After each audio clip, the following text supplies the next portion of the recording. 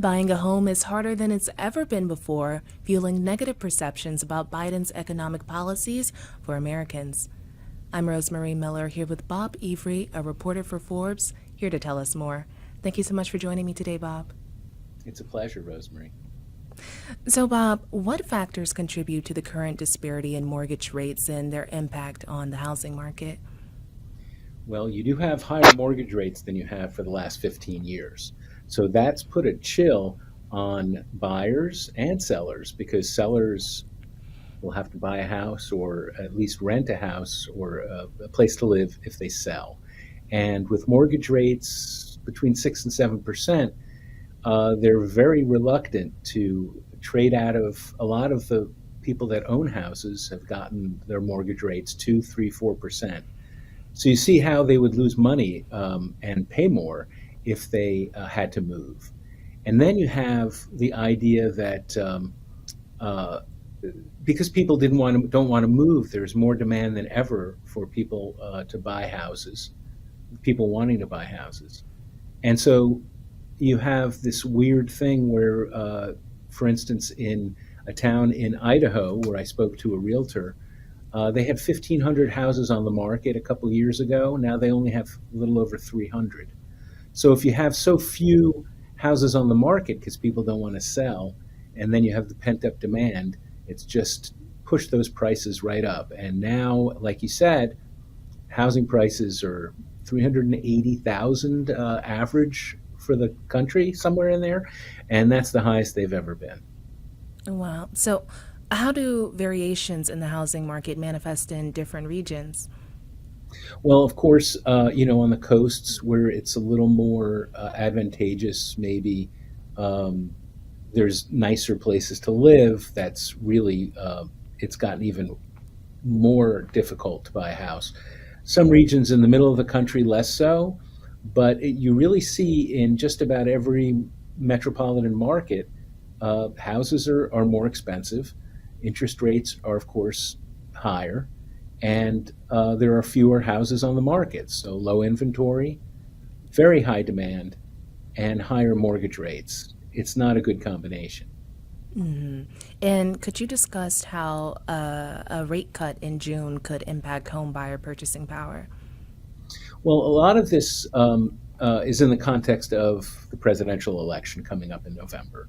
So, uh, part of people's perceptions, and there's been polls on this, a part of people's perceptions about the economy is that it's very difficult or more difficult than it should be to get by for a lot of people. And that's related to the difficulty in buying homes. If you do have a rate cut in June, which I'm not sure is going to happen, and it looks like investors are do think it's going to happen, that would certainly free up, maybe loosen up the housing market a little bit, and it might have an impact before the election. I don't I don't know exactly what kind of combination is needed for people to feel better about the economy, whether it's more affordable houses, whether it's lower gasoline prices, whether it's certainly inflation is right at the top of the list. But if housing prices were to come down a little bit, maybe the perception among voters would be that it's not as difficult as it was even a few months ago.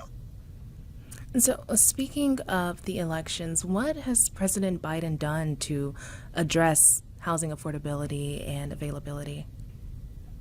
Well, he got the message that people are dissatisfied with the state of the housing market because he's right. I think it was either during or right after the State of the Union a couple of weeks ago.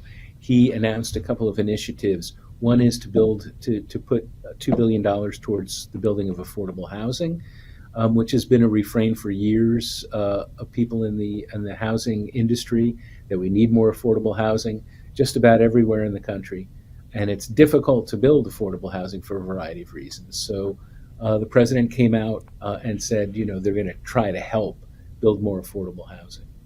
Well, Bob, could you explain the differences between Biden's economic policies versus Trump's economic policies? To tell you the truth, I'm not sure, what Trump's policy is towards um, making housing more affordable. Um, he hasn't really come out with much. I think that Biden also is reactive. He sees that perhaps he's not going to um, get support from people because of the difficulty of buying a house. So he's at this late date is deciding to put more money towards it. Hmm. So I think that whoever votes for Donald Trump is not going to vote for Donald Trump because of his housing policies. I guess that's what I'm trying to say. And people that will vote for Joe Biden might not vote for Joe Biden because of his housing policies. But the housing policy is part of the larger economic picture of how maybe it's more difficult for people to get by economically than they think it should be, with inflation, with the difficulty in buying houses, the high gasoline prices. I mean, do people actually want to buy houses these days? I mean, I just feel like we're in this world of renting. Well, yes, and renting's getting more expensive too. That's the crazy thing, because all the expenses that landlords have, they're passing along to their renters. Um, the question of why would anybody buy a house at this time? Um, I'm a homeowner, and I get at least once or twice, maybe three times a week, I get spam or postcards in the mail. Hey, we've sold all these houses in your neighborhood for this outrageous amount of money. Why don't you put your home on the market? We can get you, more than, certainly in my case, more than I ever thought I would get, and I'm not sure I would get it anyway. So there's an effort to get me to sell. There's always going to be buyers because people don't. Most people, I think, don't buy a house as an investment. They buy a house as a place to live. So if you're in a one bedroom apartment and you just had your second kid, you're going to want to, and you have the wherewithal, you're going to want to buy a house. Or say that you have three children that have all left the house, and it's a little bit too big for you now, or you just don't need the house. You're going to want to buy a new one.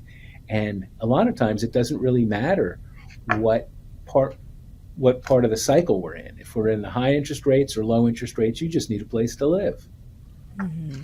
And you kind of mentioned that in your article. What did you call it? Golden handcuffs. Where, Golden okay, handcuffs.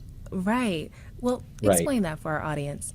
Well, I spoke to a realtor in South Carolina, and he said, he's going through it himself. His kids are grown and gone, and he's got a house that certainly he would sell. He wouldn't mind selling it, but he got a mortgage a few years back in the range of 2.3, 2.4%, which is outrageously low.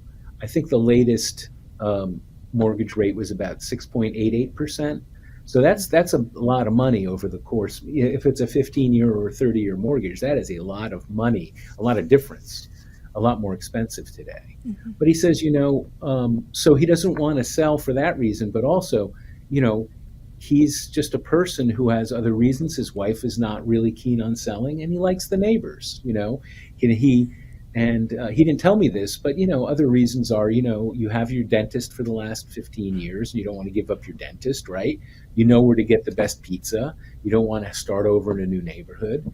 All these factors, which are only tangentially economic. Um, but the golden handcuffs is that 2.3, 2.4% mortgage rate, which Rosemary will probably never see that again. They probably in our, maybe our children's lifetimes will never go that low again.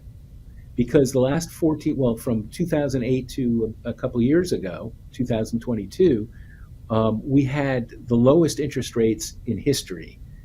As one person said to me, the lowest rates in recorded history. And it was an accommodative, it was an emergency type of interest rate. The Federal Reserve was acting as if we were in a crisis and kept the interest rates low for a very, very long time. It's debatable whether they should have kept them down. It was 14 years. So a lot of people got used to it. And it's kind of like, low interest rates are a little bit like a narcotic. Once you have it, you don't want to let it go. you can become addicted to very, very, very cheap money.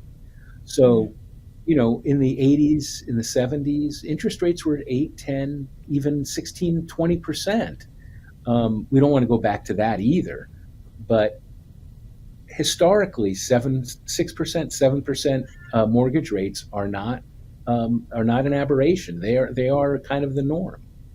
They're the norm. So, what advice would you give to those who are waiting to buy a house, waiting until those interest rates come down a bit to buy a house? I wouldn't give advice to anybody about anything, really. But I would say that if they're desperate to buy a house in northern New Jersey, come on by and make an offer. I'm sitting here at the talking to you, and afterwards, if somebody wants to offer me an outrageous price, I'd listen.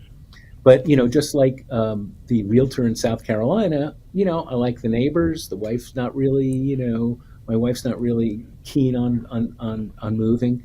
If it were a purely economic question, I would sell. I would have sold a couple weeks ago because I'm sure I could get more than what I paid for it, and I've got some equity, and I'm not all that different from a lot of people. I do have a low interest rate, however. It's under 4%, I think. So I've got those golden handcuffs too. This is a widespread phenomenon. I'd probably end up renting. Would I be paying more than I do now? Probably not. So, but there's so many factors that go into it. If you have to buy a house for, your family is expanding, or your family's contracting, or if you got a new job in a new town, you don't necessarily have to buy a house. You could, like you said, you could rent, and a lot of people do that.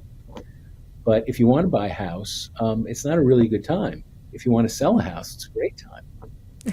Well, Bob, is there anything else on your radar regarding the housing market that you believe should be on ours? I just think that the housing market usually is crazy. I've been following it really closely since about '06 because I used to be a real estate reporter, and it's never not been crazy, it seems. So I would say waiting for a 2.3% interest rate on your mortgage, you're going to be waiting a long time. Well, thank you so much for joining me today, Bob. Thanks for having me.